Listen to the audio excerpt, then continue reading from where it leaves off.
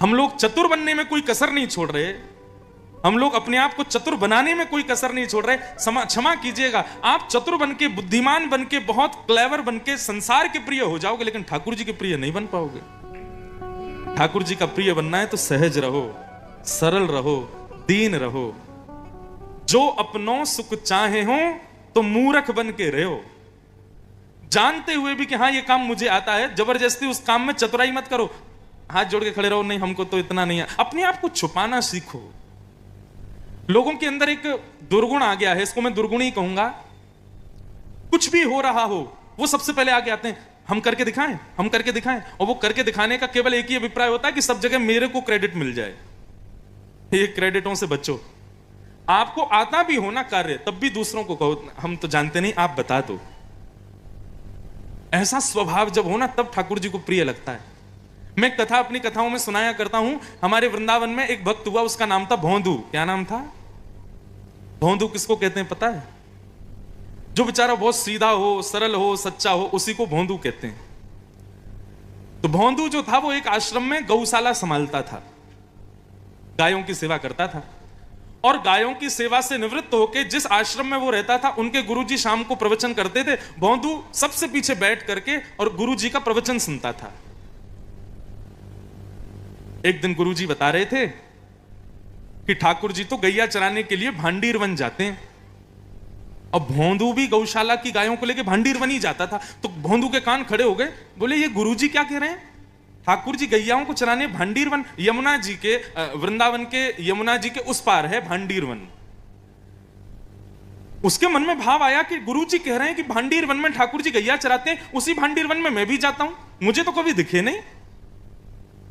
अरे भोंदू तू ही पागल है, ठाकुर जी तो आज भी आते होंगे, तेरी दृष्टि नहीं है, तू देख ही नहीं पाया। कोई बात नहीं, गुरुजी बता रहे हैं तो सच में ठाकुर जी आते ही होंगे, कल देखूंगा, ठाकुर जी को ढूंढूंगा कहां आते हैं। अब वो बेचारा इतना सीधा, उसके मन में एक बार भी ये भाव नहीं आया कि गुरुजी कथा 5000 वर्ष पुरानी सुना रहे हैं। उसको लगा आज भी ठाकुर जी आते ही होंगे। और भोंदू आज फिर पहुंच गया गैयाओं को लेके, और मन में विचार करने लगा ठाकुर जी यहीं कहीं चरा रहे होंगे, ठाकुर जी की गैया यहीं घूम रही होगी। नीचे ब्रजरज में गौर से देखने लगा, कहीं ठाकुर जी के चरण चिन्ह दिख जाएं तो मैं लाल जी से आज मिल लूंगा। बंधु, इतनी सरलता, इतनी सहजता, इतना सीधा वो भोंदू कि उसका भाव ठाकुर जी को भा गया। और वो भोंदू एक वृक्ष के नीचे बैठा था, मन में विचार कर रहा था, बार बार देख रहा था कि ठाकुर जी यहीं कहीं वन में घूम रहे होंगे। इतने में ही असंख्य गायों का झुंड सामने से आता हुआ दिखाई दिया, और उस झुंड के मध्य में सांवरे सलोने त्रिभंग लली पीतांबरी पहने हुए श्री राधा रमण लाल उसकी ओर आ रहे हैं। ये सत्य घटना है, ज्यादा नहीं 100 वर्ष पुरानी होगी हमारे वृंदावन की। उसके नेत्रों में आंसू आ गए, कितने प्यारे हैं ठाकुर जी। तम गोरज छुरित कुंतल बद्दवरहा। आहा, ये श्लोक भागवत का इतना सुंदर है। इसका अर्थ क्या है पता है? बहुत ध्यान से सुनना। ठाकुर जी जब गैया चराते हैं ना, सब लोग इधर देखो, बहुत ध्यान से सुनो। ठाकुर जी जब गैया चराने के लिए वन में जाते हैं तो गैया तिरछी नजर करके सूर्य को देखती है और सूर्य से कहती है ठाकुर जी हमको छूते हैं, हमारे ऊपर गलवैयां डालते हैं, हमारा दूध पीते हैं, ये सब सुख तो मिलता है, लेकिन जैसे मां यशोदा लाल जी का श्रृंगार करती है वो सुख हमको कभी नहीं मिलता। हे सूर्य नारायण कुछ कृपा करो ना। तो सूर्य क्या करते हैं, बादलों की ओट से बाहर आ जाते हैं और स्वयं को इतना गर्म करते हैं कि ठाकुर जी को पसीना आने लग जाता है। और जैसे ही ठाकुर जी के मुखमंडल पर प्रश्वेत के बिंदु आते हैं, पसीने के बिंदु छोटे छोटे आ जाते हैं, तो चारों तरफ चल रही गाय वो जोर जोर से ब्रजरज में कूदने लग जाती है और ब्रजरज एक बवंडर सा बनकर के खड़ा हो जाता है। बीच में ठाकुर जी हैं, चारों तरफ ब्रजरज है, और जैसे ही वो ब्रजरज शांत होती है तो गायों के खुरों से उड़ने वाली धूल ठाकुर जी के उन प्रश्वेत के बिंदुओं से जाके लग करके ठाकुर जी का श्रृंगार कर देती है। आपने अभी हमारे लाल जी का भी होता है, तो अभी श्रृंगार अगर आपने देखा हो तो ठाकुर जी का एक श्रृंगार होता है, एक बिंदी बिंदी बिंदी बिंदी बिंदी ऐसे घूम के फिर यहां आके ऐसे गोल लगती है। इसको बोलते हैं पत्रावली का श्रृंगार। क्या कहते हैं? ये ठाकुर जी को बहुत प्रिय है। आप सब भी अपने घर में रोज चंदन घिसो, और चंदन घिस करके छोटी सी कोई एक ऐसी सीख हो जिससे ठाकुर जी को लगे ना, और उससे ऐसे बिंदी बिंदी बिंदी लगा करके ऐसे ठाकुर जी का ये पत्रावली का श्रृंगार, ये पत्रावली का श्रृंगार गायों ने किया ठाकुर जी का। आज जैसे ही गोपाल जी लौट करके नंद भवन आए और मैया ने देखा ऐसी छोटी छोटी ब्रजरज की बिंदी लगी हैं, और लाल जी इतने प्यारे लग रहे हैं, इतने प्यारे लग रहे हैं कि रोज तो यशोदा मैया जब ठाकुर जी गैया चरा के आते हैं तो मुंह धुलाती है ठाकुर जी का और अपनी साड़ी से पहुंचती है, लेकिन आज मैया ने ठाकुर जी का मुंह ही नहीं पहुंचा। बोले इतना प्यारो लग रहा है मेरो लाला।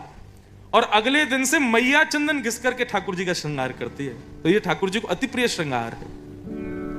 आज भोंदू बैठा था और ठाकुर जी उसी श्रृंगार में से निकल के आ रहे हैं। छोटे छोटे छोटे छोटे बिंदु लगे हैं और उन पर ब्रजरज लगी है।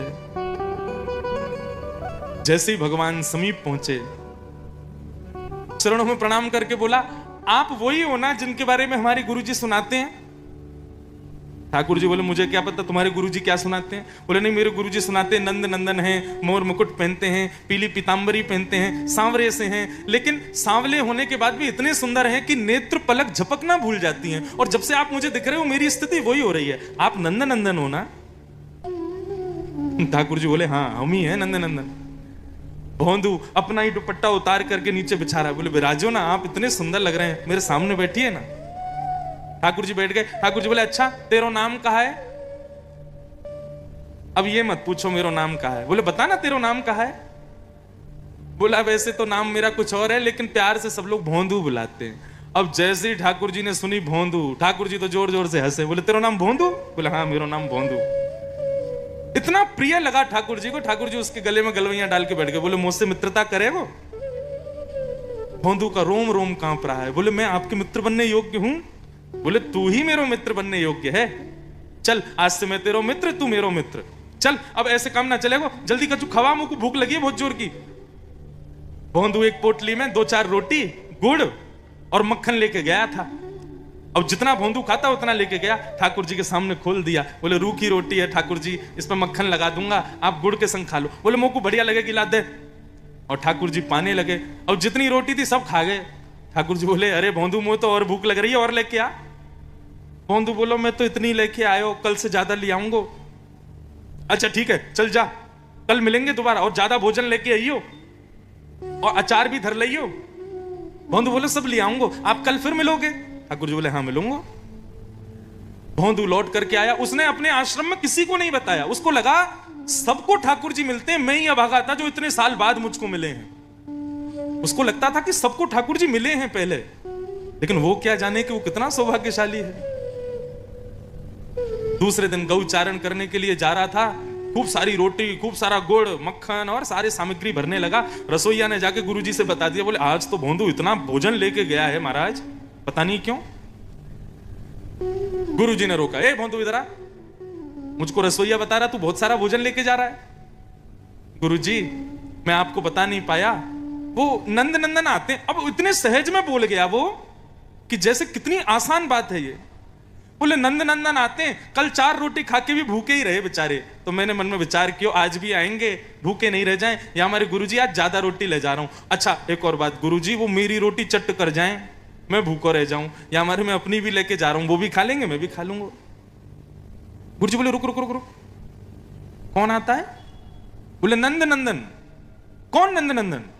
अरे गुरुजी वही नंद नंदन जिनकी आप कथा सुनाते हो। वो मोर मुकुट पहनते हैं, गले में वैजंती माला पहनते हैं। गुरुजी मैं कहा बताऊं, वो जब बगल में बैठते हैं ना, उनमें से इतनी सुगंधी आती है, मन करता है वो जाए नहीं। वो जब मुस्कुराते हैं ना, तो मन ऐसा करे कि बस अभी हम बेहोश है वे वारे हैं। गुरुजी वो जब कटाक्ष नेत्रों से देखते हैं तो ऐसा लगता है बस ये सबसे सुंदर दृश्य है। कल मेरे पास 2-3 घंटे बैठे, लेकिन वो 2-3 घंटे भी ऐसा लगा मानो क्षण भर में व्यतीत हो गए हो। गुरुजी आप जितना सुंदर उनका वर्णन करते हो ना, उससे तो लाखों करोड़ों गुना ज्यादा सुंदर है वो नंद नंदन।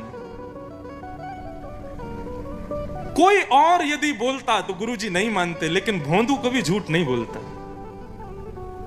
गुरुजी बोले, सच में भोंदू नंद नंदन आए थे? हाँ गुरुजी, पीली पीतांबरी पहनी थी। आप अपनी कथा में बताते हो ना, उनका रंग तो काला है, लेकिन वो काले लगते नहीं है। सच में वो काले नहीं लगते, वो बहुत प्यारे लगते हैं। ये सब बात सुनकर के गुरुजी के नेत्र सजल हो गए। बोले, भोंदू तू बहुत भोला है। अच्छा मेरा एक काम करेगा? बोले, क्या? अपने नंद नंदन को लेके यहां आना आश्रम पर, अरे मैं लेके आऊं गुरुजी? बोले हाँ तू लेके आ। गुरुजी आपके आश्रम में इतने सारे बालक हैं, आप किसी से नहीं बोल रहे, मुझसे ही बोल रहे हो। इतने सारे बालक सब मिलते होंगे नंदन से तो, लेकिन आपने मुझको चुना कि मैं लेके आऊं उनको। बोले हाँ भोंदू तू ही श्रेष्ठ है, तू ही लेके आ। भोंदू को इस बात से ज्यादा, इस बात की प्रसन्नता कम थी कि मैं नंदन से मिलता हूं, इस बात की प्रसन्नता ज्यादा थी कि गुरुजी ने आज्ञा की कि नंदन को लेके आओ। भोंदू तो आज नाचता कूदता हुआ जा रहा था भांडीर वन गायों को लेके। जैसे ही भांडीर वन पहुंचा, श्याम सुंदर पधारे, दंडवत प्रणाम किया। जैसे ही विराजे, ठाकुर जी बोले भोंदू जल्दी खोल, भूख लगी है मोकू। अरे कल तेरे हाथ की रोटी मक्खन और गुड़ खा के मैं तो आनंद है गयो, जल्दी खिला। भोंदू पोटली खोलता जा रहा है, रोटियां सजाता जा रहा है और बार बार कहे ठाकुर जी एक बात कहूं, मेरी बात मानोगे? बोले बता। आप मेरे सखा हो ना? बोले हाँ। मेरे साथ मेरे आश्रम चलोगे मेरे गुरुजी से मिलने के लिए? ठाकुर जी रोटी उठाते जाएं, मक्खन रखते जाएं, गुड़ रखते जाएं, कोई उत्तर नहीं दें। भोंदू बोला ठाकुर जी बताओ ना, चलोगे ना आश्रम? मेरे गुरुजी ने मुझको चुना, बताओ। इतने अच्छे अच्छे बालक उनके पास, किसी से नहीं बोले, मुझसे बोले तू लेके आ ठाकुर जी को। आप चलोगे ना? ठाकुर जी रोटी खाते जा रहे हैं और सोचते जा रहे हैं। बोले बताओ ना नंदन चलोगे ना?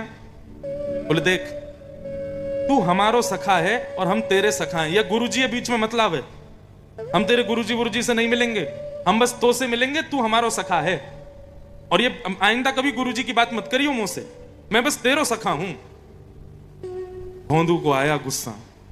बोले खबरदार, जो हमारे गुरुजी के बारे में कुछ बोला तो आपने, मैं तो आपको जानता ही नहीं था, मुझे तो पता ही नहीं था आप कौन हो। मेरे गुरुजी ने बताया, मैंने तो आपको कभी देखा नहीं, मेरे गुरुजी ने प्रवचन में सुनाया और आप आज गुरुजी के बारे में ऐसे कह रहे हो। अरे नहीं जाना तो बिल्कुल मत जाओ, लेकिन हमारे गुरुजी को कुछ गलत मत बोलो। ठाकुर जी बोले हाँ बहुत देखे तेरे जैसे गुरुजी, और तू हमारा सखा है, बस तेरे गुरुजी से हमारा कोई लेना देना नहीं। भोंदू थोड़ी देर तो शांत रहा, थोड़ी देर बाद बोला लाओ ये रोटी भी दो, ये भी गुरुजी नहीं बनाई है, ये भी मत खाओ।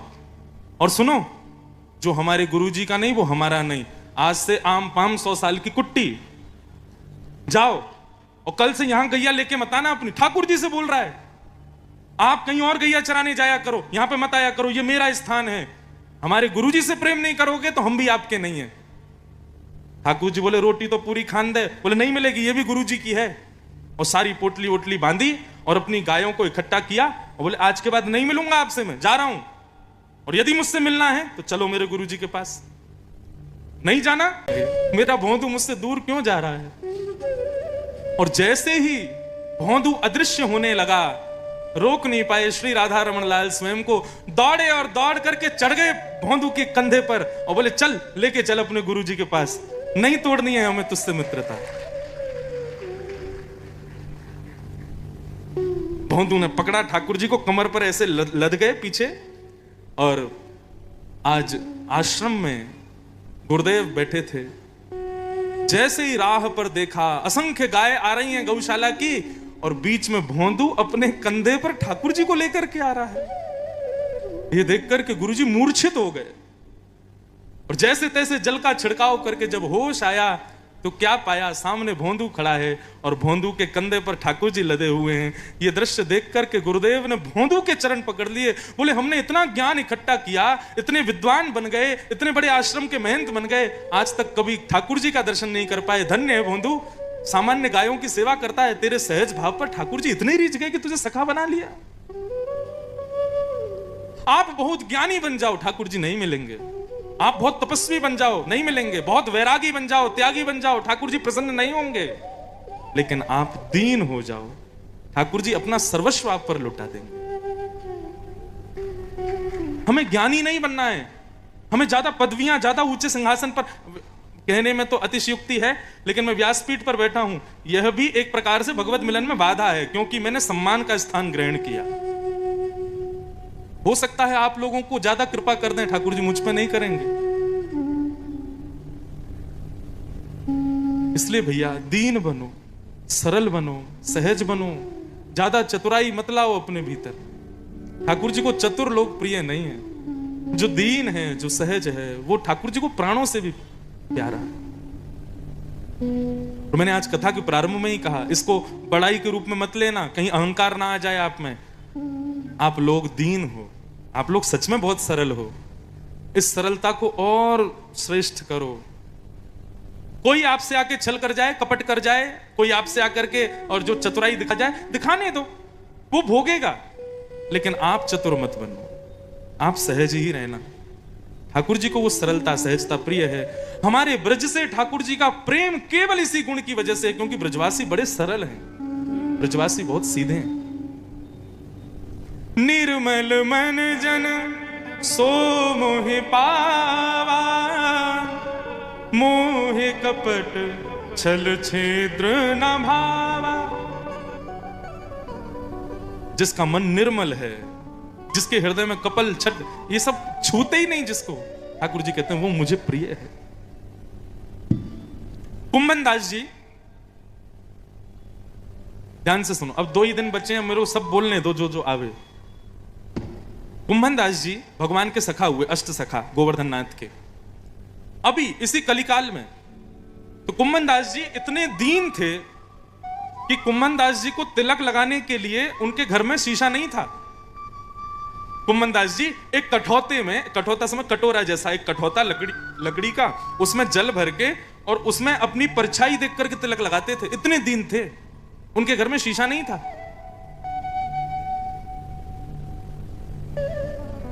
ऐसी स्थिति में भी ठाकुर जी के आगे ही गाते थे। कोई और कह देता ना कि कुंभन दास जी आपका गला बहुत मीठा है, कुछ गा के सुनाओ। कुंभन दास जी बोले तेरे लैया थोड़ी है, मेरे ठाकुर जी के लैया हैं, तो को थोड़ी सुनाऊंगा। एक बार ठाकुर जी उनकी गोद में बैठ करके खेल रहे थे और कुंभन दास जी को एक पद सुना रहे थे। इतने में ही एक बहुत बड़ा राजा अपनी आधी संपत्ति दान करने के लिए कुंभन दास जी के पास आ गया। कुंभन दास जी की कुटिया में जैसे ही राजा ने प्रवेश किया, सो ठाकुर जी वहां से अंतर ध्यान हो गए, ठाकुर जी वहां से गायब हो गए। सामने राजा खड़ा है अपनी आधी संपत्ति लेके, और कुंभन दास जी अभी तो यहीं बैठे, कहां चले गए? लाल जी अभी तो आप यहीं बैठे, कहां चले गए? अरे राजा, मेरे लाल जी भी मेरी गोदी में बैठे, कहां चले गए? ठाकुर जी को खोजने लगे। राजा ने प्रणाम किया, बोले महाराज आपकी इस भक्त वत्सलता पर, आपकी इस दीनता पर मुझे बड़ी प्रसन्नता है, मैं अपनी आधी संपत्ति आपको देना चाहता हूं। कुंभन दास जी बोले भैया मैं बहुत संपन्न हूं, मुझ पर इतना धन है कि मैं तेरे जैसे 100 राजा खरीद सकता हूं, मुझे जरूरत नहीं है। ये जो धन है ना तुम्हारा, किसी दीन इनको दे देना। जबकि कुंभन दास जी के यहाँ सुबह यदि भोजन बनता था तो शाम को पाने के लिए रोटी नहीं होती थी। ऐसी स्थिति में भी उस राजा को बोले मैं तो बहुत संपन्न हूं, मुझे जरूरत नहीं, चलो जा। खूब प्रार्थना करने के बाद भी उसकी संपत्ति नहीं ली। राजा जैसे ही लौट करके गया, ठाकुर जी फिर से प्रकट हो गए। ठाकुर जी थोड़ी पे हाथ रख के बोले कुंभना, उस राजा को मैंने ही भेजा था, क्योंकि मुझे पता है मेरे कुंभना के घर में रोटी नहीं होती, मेरे कुंभना के घर में शीशा भी नहीं है, मेरे कुंभन दास के घर में सोने के लिए बिस्तर नहीं है, इसलिए मैंने राजा को कृपा करके ऐसा आदेश किया कि तुम जाओ, और तूने उसको वापस कर दिया, क्यों? कुंभन दास जी का उत्तर कितना सहज। कुंभन दास जी बोले ठाकुर जी यदि मैं राजा की संपत्ति ले लेता तो आप दोबारा मेरी गोद में पूछने नहीं आते कि तूने क्यों नहीं लिया, आप चले जाते। आप दोबारा मेरी गोद में आकर के बैठ गए, क्यों? क्योंकि आपको लगा कि इसने लिया क्यों नहीं। नाथ, रही बात संपत्ति की, तो मेरी सबसे बड़ी संपत्ति तो आप हो, मेरी सबसे बड़ी संपत्ति तो आपका भजन है, मैं इसके आगे और क्या मांगूं। ऐसी सरलता ठाकुर जी को प्रिय है बंधुओं, ऐसी दीनता ठाकुर जी को बहुत भाती है। इसलिए प्रार्थना है मेरी, दीन रहो, सदा झुक करके रहो, जितना हो सके सहज रहो, ज्यादा छल कपट चतुराई में मत रहो, ठाकुर जी को प्रिय नहीं। हाँ, यदि आप संसार के प्रिय बनना चाहते हो, आप चाहते हो कि 100 लोग आपकी बड़ाई करें, प्रशंसा करें, आपकी वाहवाही करें, जय जयकार करें, तो फिर खूब चतुर बनो, खूब छल करो, कपट करो। लेकिन चाहते हो कि संसार के लोग हमको मूर्ख समझें, ठाकुर जी हमारी प्रशंसा करें, तो दीन हो जाओ। 56 भोग लगाए ब्रजवासियों ने, तभी वहां नारद जी महाराज आए और कुछ सामग्री ले जा करके उन्होंने इंद्र को खिलाई। इंद्र बोला बड़ी बढ़िया सामग्री, कहां से लाए महाराज? नारद जी बोले तुम्हारी पूजा बंद हो गई है ना, वो सब ब्रजवासी अब कृष्ण की पूजा कर रहे हैं, तो उसी के 56 भोग बन रहे, तो मैंने सोचा तुमको भी खिलाऊं। इंद्र बोला मेरी पूजा बंद हो गई? बोला हाँ, वो नन्हे से कन्हैया ने एक और रूप धारण कर लिया गोवर्धन का और अपनी पूजा करवा रहा है। इंद्र बोला इन ब्रजवासियों की इतनी हिम्मत, अभी बताता हूं। सांबर तक मेघमालाओं को आज्ञा की। सांबर तक मेघ किसे कहते हैं? जब पृथ्वी पर प्रलय आना होता है तब सांवर्तक ऋतु आती है। सांवर्तक ऋतु का मतलब है कि एक क्षण भर की बारिश में पूरी पृथ्वी जल निमग्न हो जाएगी। उन ऋतुओं को आज्ञा की जाओ, जाकर के ब्रजमंडल पर इतनी वर्षा करो कि ब्रज का अस्तित्व खत्म हो जाए। वृंदावन कहां है, गोवर्धन कहां है, ये 84 कोस ब्रजमंडल कहां है, भूल जाएं सब लोग। मेरी पूजा बंद की, इनको परिणाम भोगना पड़ेगा। गड़गड़ गड़गड़ गड़गड़ करके बादलों ने आकर के पूरे ब्रजमंडल को घेर लिया, आकाश में बिजली कड़कने लगी। ब्रजवासी बोले, लाला हमको जिस बात का डर था वही हो गया, इंद्र नाराज हो गया। ठाकुर जी बोले, अविश्वास नहीं, जिनकी शरण में आए हो उन पर पूर्ण विश्वास करो, वो तुम्हारी रक्षा करेंगे। प्रार्थना करो श्री गोवर्धन नाथ। और ये पद गाना चाहिए, क्योंकि रात्रि में ठाकुर जी उल्लासनगर में तो सो ही नहीं सकते, बंबई में तो रुक ही नहीं सकते वो। ठाकुर जी तो ब्रज ही जाते हैं। हम सबके घर में जहां भी ठाकुर जी विराज रहे हैं, सब ठाकुर जी गोवर्धन जाते हैं, रात में वहीं सोते हैं। तो ठाकुर जी को प्रिय है गिरिराज जी, तो ये पद गाना चाहिए रात में सुलाते समय। सब ब्रजवासी गाने लगे, गोवर्धन नाथ से प्रार्थना करने लगे, इंद्र से हमारी रक्षा करो नाथ। आंख बंद करके सब गिरिराज जी की प्रार्थना कर रहे थे। तभी मधुमंगल श्रीदामा चिल्लाए, अरे देखो देखो देखो, कहां गए हो। जैसे ही ब्रजवासियों ने नेत्र खोल करके देखा, 7 कोस लंबे चौड़े गिरिराज पर्वत को, बंधुओं एक कोस में 3 किलोमीटर, 7 कोस में कितने हुए, 21-22 किलोमीटर लंबे और इतने ही चौड़े गिरिराज पर्वत को 7 वर्ष के हमारे श्री कृष्ण ने अपने बाम हस्त की इकन्नी उंगली पर धारण कर लिया। बोलो गोवर्धन नाथ की, गिरिराज धारण की जय। उतने में सब ब्रजवासी दौड़े, अपने अपने डंडा लेकर के सब जाकर के गिरिराज पर्वत के नीचे लगा करके खड़े हो गए। चारों तरफ ब्रजवासी खड़े हो गए। ठाकुर जी ने गिरिराज पर्वत धारण किया। आहा, कितने मधुर स्वरूप है ठाकुर जी का। कल हम लोगों ने एक जय जयकार लगाया था, और वो जय जयकार लगाया जाता है, आपको तो नहीं पता होगा, ये सब लोग लगाएंगे। पूछरी के लौटा की प्यारे। ये जय जयकार क्यों लगाते हैं? ठाकुर जी ने जब गिरिराज पर्वत धारण किया तो सब ब्रजवासी अपने अपने लठ लेकर के गए, और सब लोग अपने लठ को लगाने में, जैसे कहते हैं ना, थोड़ा जैसे जोर लगाने पर ऐसे करते हैं, दम लगा के हई सा ऐसे बोलते हैं ना, ऐसे सब ब्रजवासी हुप हुप और अपनी सब छड़ी लगा रहे थे। बोले, जय हो प्यारे, हमने लगा ली छड़ी, अब तू अपनी उंगली नीचे कर ले। इसलिए ये जय जयकार लगाते। ठाकुर जी खुश हो जाते, हंसने लगते हैं, वाह रे ब्रजवासियों, तुम्हारे डंडा पे टिकेगा इतना बड़ा गिरिराज पर्वत। सब ब्रजवासी अपने लठ लगा खड़े हो। लाला हमने लगा लियो, तू हटा ले अपनी उंगली। ठाकुर जी बोले, ये हमारी उंगली पे टिके। चल झूठ बोले, तेरी उंगली पे टिके, इतना बड़ा गिरिराज पर्वत तेरी नेक सी उंगली पे टिकेगो? बोले, हम बे मेरी उंगली पे टिके। बोले, लाला देख अब तू बातन ने मत बनावे, हमने अपनी छड़ी लगा ली, तू अपनी उंगली नीचे कर ले। ठाकुर जी बोले, ऐसे नहीं मानोगे, मैं हटा ही रहा हूं। बोले, हाँ हटा ले। अब एक आध ब्रजवासी नहीं थे, लाखों ब्रजवासी, तो सबने छड़ी लगा रखी थी अपनी। जैसे ही ठाकुर जी ने अपनी एक अन्य उंगली नीचे करी, सोई महाराज गिरिराज पर्वत, तो विशाल गिरिराज पर्वत नीचे आने लगे। वो पतले पतले बांस के डंडा पे थोड़ी टिकेंगे, चट चट चट करके सबके डंडे टूटने लगे। अरे लाला संभाल संभाल संभाल।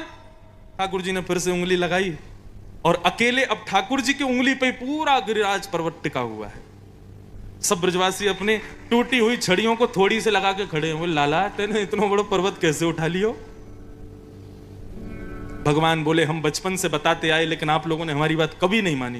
बोले, कहा बताई भैया तेने? बोले, मैंने बार बार कही कि मैं जय जाऊं, मेरी पूजा करो, तुम लोग मानो ही ना हो। ये गोपी या तो मैंने कही सत्यनारायण की पूजा मत करे कर, मेरी कर लेकर, मैं ही भगवान हूं, माने ही ना है। सब ब्रजवासी बोले, लाला देख, तू कछु कहकर, तू राजा कह अपने आप पे, महाराजा के, लेकिन तू भगवान मत कहकर अपने आप पे। ठाकुर जी बोले, दिक्कत क्या है? ब्रजवासी कहते हैं, राजा महाराजा या लाला बनो रहेगो तो हमारो रहेगो, यदि अपने आप को भगवान कहेगो तो भगवान तो सबको होवे, हम अपने लाला को सवन को ना दे सके, तू तो हमारो है लाला, बस हमारो है। लेकिन लाला आज तुमको बतानी पड़ेगी, तेरी उंगली में इतनी शक्ति कैसे आई? तब ठाकुर जी गा रहे हैं। हमारे ब्रज में अगर कथा हो ना तो ये पंक्ति सब गाते हैं, पूरी जनता साथ में गाती है, श्रोता। कैसे है? कछु माखन को बल बढ़ो, कछु गोपन करी सहाय। और श्री राधे जू की कृपा सो मैंने गिरिवर लियो उठाए। कछु माखन को बल बढ़ो कछु गोपन करी सहाय। श्री राधे जू की कृपा सो मैंने गिरिवर लियो उठा। लाला तेने माखन तो बहुत खायो, लेकिन हम गोपन ने कहा सहायता करी। बोले तुम सबरे मेरी उंगली पे देख रहे, तुम्हारी आंखन ते सबरी शक्ति तुम लोगों की मेरी उंगली में आ गई। ठाकुर जी बोले यही तो बात है, हम तो पहले कह रहे तू भगवान है ही ना, हमारी शक्ति ले लिया तेने, तभी हम कमजोर रहते जा रहे हैं। हमारी मैया 3-3 गिलास दूध पिवावे तब भी हम पतरे दुबरे, या नंद के लाला ने हमारी शक्ति चुरा ली है सबरी। लेकिन लाला जो तेने अंतिम बात कही, श्री राधे जू की कृपा सो मैंने गिरिवर लियो उठाए, या को कहा भाव है। श्री जयदेव महाप्रभु आज से 1000 वर्ष पहले हमारी पृथ्वी पर एक महाकवि पैदा हुए जिनका नाम था श्री जयदेव महाप्रभु। अभी आप लोगों को बहुत कुछ सुनाना बाकी है, क्या करूं, मुझ पे 7 ही दिन हैं। श्री जयदेव महाप्रभु इन्होंने एक श्रृंखला लिखी ठाकुर जी को रिझाने के लिए, उसको कहते हैं गीत गोविंद। क्या कहते हैं? कोई गीत गोविंद। गीत गोविंद भगवान को इतना प्रिय है, इतना प्रिय है, आज भी यदि कोई व्यक्ति गीत गोविंद का पाठ करे तो श्री भक्तमाल जी में नाभाजी लिखते हैं, ता सुनवे राधा रमण अवस पधारे। यदि अभी मैं एक पंक्ति यहां गीत गोविंद की गा दूंगा ना तो आपको पता नहीं चलेगा, लेकिन वायु के रूप में ही सही ठाकुर जी यहां आएंगे ही आएंगे, उनको आना पड़ेगा। गीत गोविंद में वो सामर्थ्य है। कल की कथा का विश्राम है ना, कल कथा प्रारंभ गीत गोविंद से ही करेंगे, और उस अष्टपदी का एक पंक्ति में सुना देता हूं बस, देखना ठाकुर जी आएंगे। क्योंकि ये संतों ने कहा है कि गीत गोविंद के बारे में क्या सुनाऊं। एक माली की बेटी थी, वो अपने बगीचे में फूल तोड़ते हुए गीत गोविंद गाती थी, तो श्री जगन्नाथ भगवान उसके पीछे पीछे चलते थे। आज जैसे ही मंदिर में आरती के लिए पुजारियों ने किवाड़ खोली मंदिर की, तो देखा जगन्नाथ भगवान के सारे वस्त्र फटे हुए हैं, जगन्नाथ भगवान के आंखों के आसपास कांटे लगे हुए हैं। पुजारी जी ने तुरंत किवाड़ बंद करके कहा, जय जय, ये आपके वस्त्र कैसे फट गए, आपकी आंखों पे कांटे कैसे लगे, आपकी भुजाएं ऐसी कैसे हो गई। तब ठाकुर जी बोले, अरे वो जगन्नाथपुरी में एक माली है, उसकी बेटी गीत गोविंद गाती है, और वो तभी गाती है जब वन में जाती है। वन में कांटे कूड़े सब होते हैं, लेकिन मैं इतना मंत्रमुग्ध हो जाता हूं सुनने में कि वो सब कांटे मेरे अंग पर लग जाते हैं। और छोड़ो, एक मौलवी, उन्होंने एक बार अपने एक हिंदू मित्र से कहा कि तुम्हारे खुदा कैसे दिखते हैं, मुझे उनको दिखना है। तो जो हिंदू थे उन्होंने कहा कि यदि आपको हमारे ठाकुर जी देखने हैं तो ये लो गीत गोविंद का पाठ करो। तो मौलवी संस्कृत जानते थे, उनको हिंदू ने केवल इतना कहा, आप ना सामने एक आसन रख दिया करो, खाली आसन, और उस खाली आसन के सामने आप बैठकर के गीत गोविंद का पाठ करो, एक ना एक दिन ठाकुर जी जरूर आएंगे। तो मौलवी गीत गोविंद सुनाते थे केवल हमारे ठाकुर जी का दर्शन करने के लिए। तो उनके पास में थोड़े समय का अभाव हो गया, तो वो बैठ करके नहीं कर पाते थे, तो जब वो घोड़ा चलाते थे ना तो अपने घोड़े पर आगे आसन रख देते थे और तब घोड़ा चलाते हुए गीत गोविंद गाते थे। तो ऐसा वर्णन आता है कि श्री राधा रमन लाल जी उस घोड़े पर बैठते और मौलवी की तरफ मुख करके बैठते और ऐसे भुजा करते हुए गीत गोविंद सुनते, तब मौलवी घोड़ा चलाता था। वर्णन आता है कि एक बार मौलवी जी इतनी जल्दी में थे कि उन्होंने आसन रखना वो भूल गए, लेकिन उनका नियम बन चुका था कि जब वो घोड़ा चलाते तो गीत गोविंद गाते थे। तो घोड़े पर बैठ करके जैसे ही उन्होंने चाबुक दी, गीत गोविंद प्रारंभ किया, आसन रखना भूल गए। तो वर्णन आता है, संतजन बताते हैं कि इतनी द्रुत गति से घोड़ा दौड़ रहा था और उस घोड़े के आगे उल्टे ठाकुर जी दौड़ रहे थे और उससे गीत गोविंद सुन रहे थे और कहने लगे, अरे आज तूने हमको आसन नहीं दिया, हम दौड़ दौड़ के सुनेंगे। इतना प्रिय है ठाकुर जी को गीत गोविंद। आज भी यदि कोई गीत गोविंद का पाठ करे, निश्चित उसी क्षण ये भी विचार नहीं करेंगे ठाकुर जी की ये अयोग्य इंसान है, ये भक्ष भक्ष खाता है, कैसे कुल में है या कितना अपवित्र है। यदि गीत गोविंद गा रहा है तो ठाकुर जी आएंगे, इतना प्रिय है। कल हम गीत गोविंद से कथा प्रारंभ करेंगे।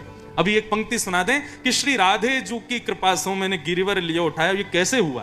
तो जयदेव महाप्रभु कहते हैं, अभिनव जलधार सुंदर धृतमंदर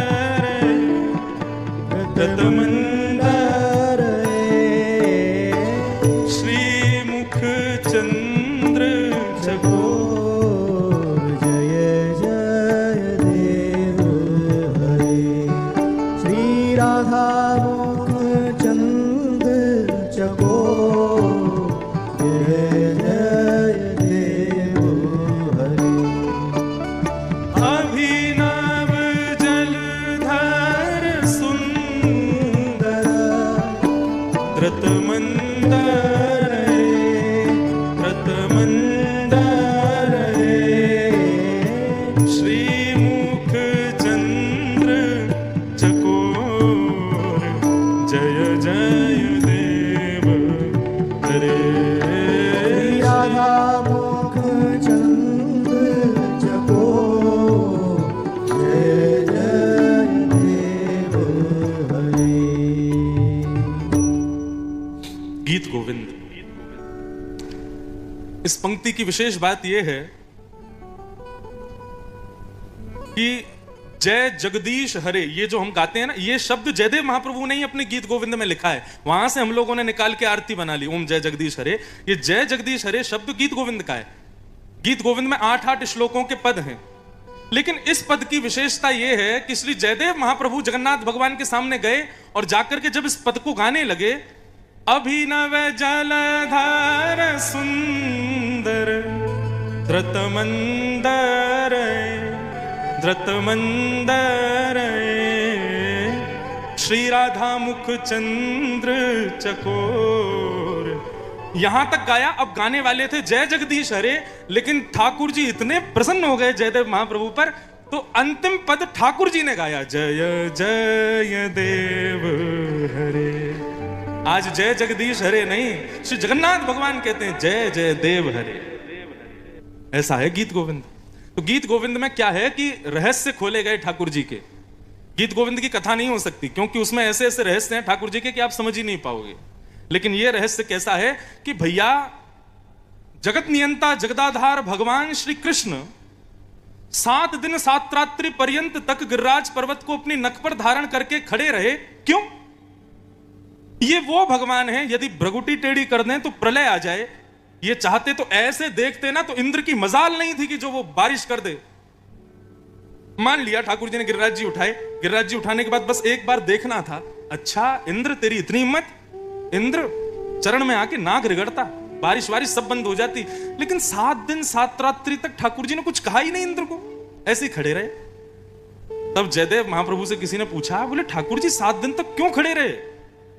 तब जयदेव महाप्रभु कहते हैं, बोले कि भैया चारों तरफ ब्रजवासी खड़े थे, लेकिन सामने अति सुकोमला श्री जी खड़ी थी, श्री राधा रानी खड़ी थी, और उनको देखने में ठाकुर जी को इतना आनंद आ रहा था। ठाकुर जी तो ऊपर देखे और कह रहे थे, इंद्र और बरसाता रहे ताकि ये किशोरी जी मेरे आंखों के आगे खड़ी रहे, मैं इनको देखता रहूं। श्री मुख चंद्र चकोर जय जय देव हरे, श्री राधा मुख चंद्र चकोर जय जय देव। ऐसे ऐसे रहस्य बताए हैं। बोले भैया ये लाला हमारो श्री जी को देखने में इतना आनंदित है गयो।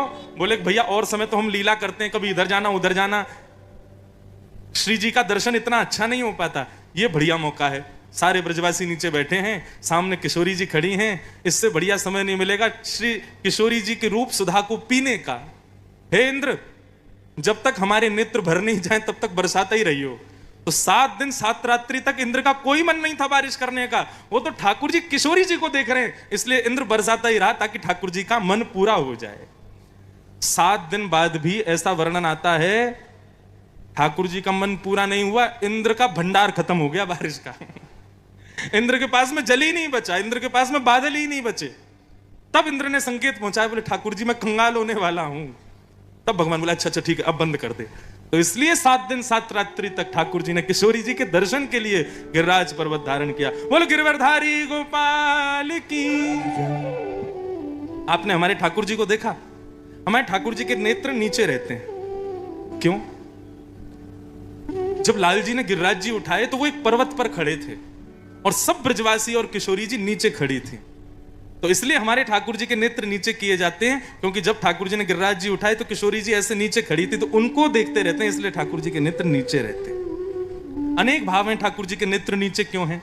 दूसरा भाव यह है, ठाकुर जी कहते हैं भाई संसार का कितना भी बड़ा व्यक्ति हो, मैं उसी को देखता हूं जो मेरे चरणों में आश्रित है, इसलिए ठाकुर जी के नेत्र नीचे रहते हैं।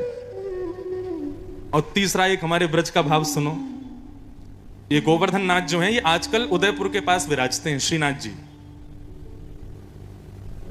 और श्रीनाथ जी जो हैं ये ब्रज से तो दूर है, तो ठाकुर जी सामने इसलिए नहीं देखते कि भैया दर्शनार्थियों में कहीं ब्रजवासी आ गए और मैंने उनको देख लिया तो मेरा मन करने लग जाएगा वृंदावन जाने का, इसलिए ठाकुर जी नजर बचा के खड़े रहते हैं कि ताकि मुझे ब्रजों वालों को नहीं देखना पड़े। यह भी एक भाव है। एक कथा आती है, हमारे ब्रज के कुछ ब्रजवासी गए और श्रीनाथ जी का दर्शन किया। श्रीनाथ जी ऐसे खड़े थे तो ब्रज के सब ब्रजवासी बोले लाला नीची नजर करके खड़ो है, ऐसा कहा करें कि लाला ने हमें देख ले। तो वहां सब जय जयकार लगाने लगे, बोल गोवर्धननाथ की, गिरिराज धरण की, श्याम सुंदर यमुने महारानी की। इस प्रकार सब जय जयकार करने लगे। ठाकुर जी ऐसे ही खड़े थे। इतने में ही दोनों ब्रजवासी बोले ऐसा जय जयकार बोलो कि लाला आंख उठा के ऊपर देखे, भैया ये कौन आए हो। इतने में ही ब्रजवासी पता है क्या बोले, बोल वृषभानु के जमाई की। अब जैसे ही कहीं वृषभानु के जमाई की जय, सो ठाकुर जी ने नेत्र ऊपर करके देखा ये कौन आए। बोले ओहो देख लियो ठाकुर जी, जय हो जय हो जय हो, प्रणाम हमारे लाल जी। इसलिए ठाकुर जी नजर बचा के बैठे रहते, बोले कहीं ब्रजवासी नहीं आ जाए।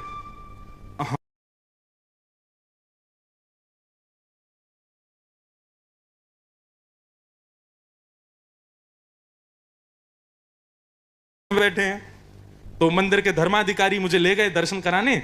बहुत देर तो दर्शन करता रहा। फिर मैंने कि हमारो लाला बेचारो तपस्या कर रहा है, जो बेचारो माखन के बिना ना रहे, गैयान के बिना ना रहे, ब्रजवासीन के बिना ना रहे, यहाँ बेचारो तपस्या कर रहा है। तो जैसे ही मैं उठने लगा मैं जोर से बोला, बोल वृषभानु के जमाई की जय। वास्तव में आप सत्य माने एक क्षण के लिए पूरे बद्रीनाथ मंदिर की लाइट लुपलुपाने लगी। मैंने कि धर्माधिकारी जी तपस्या भंग है गई हमारे लाला की, वृषभानु के जमाई हैं ये।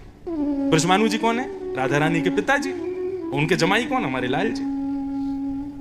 तो ये पूरी गोवर्धन लीला के बहुत रूप हैं। यदि आप मुझे 7 दिन कहो कि केवल गोवर्धन लीला सुनाओ तो एक के बाद एक नए नए लीलाएं आती रहेंगी, इतने संतों ने गाया है। लेकिन इसका एक भाव यही है कि किशोरी जी को देखने के लिए ठाकुर जी खड़े रहे। ऐसे श्री गिरिराज धरण की लीला को हम प्रणाम करते हैं, वंदन करते हैं। भगवान ने 7 दिन बाद गिरिराज पर्वत को पुनः स्थान पर व्यवस्थित किया। इंद्र ने आकर के भगवान से क्षमा मांगी और भगवान ने इंद्र को क्षमा किया। तब इंद्र ने भगवान का नामकरण किया इंद्रेश। इंद्रस्य ईश्वरः इति इंद्रेशः, जो मेरे भी ईश्वर हैं वो श्री इंद्रेश। कई लोग हमारा नाम लेके बोलते हैं महाराज आप तो इंद्र देवता हो। मैंने कहा इंद्र देवता नहीं बेटा, इंद्र के भी स्वामी हैं, इंद्रेश हैं। तो ये भगवान का नामकरण हुआ। गायों की रक्षा भगवान ने की तो गाय सब प्रसन्न हो गई। गायों ने जाके भगवान का एक और नामकरण किया, गोविंद। ये गोविंद नाम जो है ये गायों ने भगवान को रखा है। इस प्रकार ठाकुर जी की गोवर्धन लीला संपन्न हुई। आगे एकादशी का महात्म्य बताया गया। एकादशी के महात्म्य में क्यों एकादशी की जाती है उसका सब भाव बताया गया। तत्पश्चात फिर रास पंचाध्यायी यहां से प्रारंभ। हम रास पंचाध्यायी प्रारंभ करें और रास में प्रवेश करें। अब सब लोग बिल्कुल सावधानी से बैठिएगा। ये बंधुओं रास की कथा है। इस रास में महादेव को आने के लिए भी बड़ी मशक्कत करनी पड़ती है। तो हम तो उल्लासनगर वासी हैं, हम लोगों को तो बहुत प्रार्थना करनी पड़ेगी तब रास में प्रवेश मिलेगा। इसलिए सब लोग अब गोपी भाव से ही विराजो। सब लोग ये भाव रखो कि भैया हम लोग कौन हैं, हम सब गोपी हैं। और गोपी कोई नथनी वाली नहीं, हमारी प्रत्येक इंद्रिय कृष्ण श्रृंगार धारण करती है, इसलिए हम सब गोपी हैं। आइए इस रास की कथा में हम लोग प्रवेश करते हैं। भगवान पिता रात्रि शरदोत्फुल्ल मल्लिका विक्षरन्तुं मनश्चक्रे योगमायामुपाश्रित।